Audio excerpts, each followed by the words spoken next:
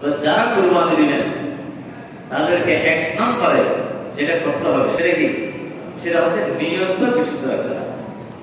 নিয়ত ইখলাস এটা এক নম্বরে ঠিক রাখতে হবে, নাহলে আপনার 2-3-4 লক্ষ টাকার কুরবানি মুহূর্তের ভিতরে কি হয়ে যাবে, পশু জবাই হবে, বাট আল্লাহর দরবারে কুরবানি হবে না।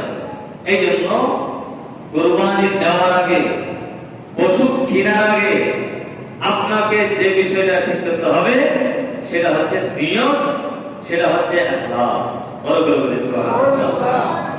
এই জন্য আল্লাহ জাল্লা শানুহু কোরআনুল কারীমে সূরাতুল হজে 37 নম্বর আয়াতের মধ্যে বুঝা দিচ্ছেন, বিসমিল্লাহির রহমানির রহিম, লা ইয়ানাল্লাহা লুহুমুহা। ও আমার বান্দারা, তোমরা আল্লাহর নামে কুরবানি দিবা, এক কুরবানির পশুর গোশত আল্লাহর নিকট পৌঁছাবে না। সুবহানাল্লাহ বলেন না? এক কুরবানির পশুর গোশত আল্লাহর কাছে যাবে না, আল্লাহ জাল্লা শানুহুর নিকট আল্লাহর দরবারে পৌঁছাবে না।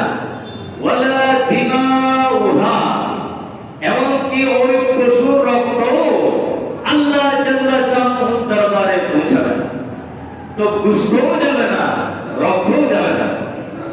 আপনারা যখন কুরবানি দিবেন, ওই কুরবানির পশুর রক্ত যাবে জমিনে, আর গোশত যাবে পেটে। গোশত যাবে কোথায়? গোশত যাবে মানুষের পেটে পেটে, রক্ত যাবে জমিনের মধ্যে। আল্লাহ জাল্লা শানুহু বলছেন, এই গোশত আল্লাহর দরবারে যাবে না, এবং সেই পশুর রক্ত আল্লাহর দরবারে যাবে না।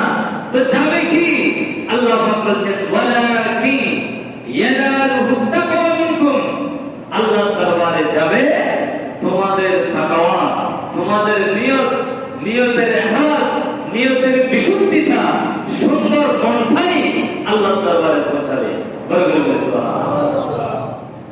তাহলে এত বড় পশু, এতগুলো পশু আপনারা জবাই করবেন, কত কষ্ট করে 1 বছর ধরে আপনারা স্বপ্নকে কুরবানি দিবেন আল্লাহর দরবারে। আল্লাহর জন্য পশু জবাই করবেন, আল্লাহর জন্য, আল্লাহর জন্য, আল্লাহর রাজামতের জন্য পশু জবাই করবেন।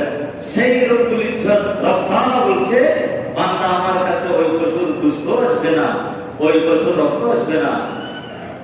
তো আল্লাহ বলছেন আমার কাছে আসবে শুধু একটা বিষয়, সেটা হচ্ছে তোমাদের সুন্দর মনটা।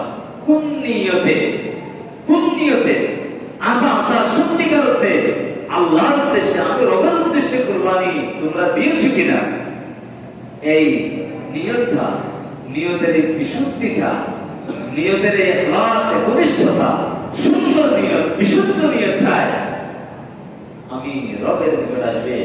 অর্থাৎ রবের প্রতি তোমাদের মহব্বত কতটুকু আছে, ভালোবাসা কতটুকু আছে, এই ভালোবাসাটুকু আমি রবের দরবারে আসবে। বলি সুবহানাল্লাহ।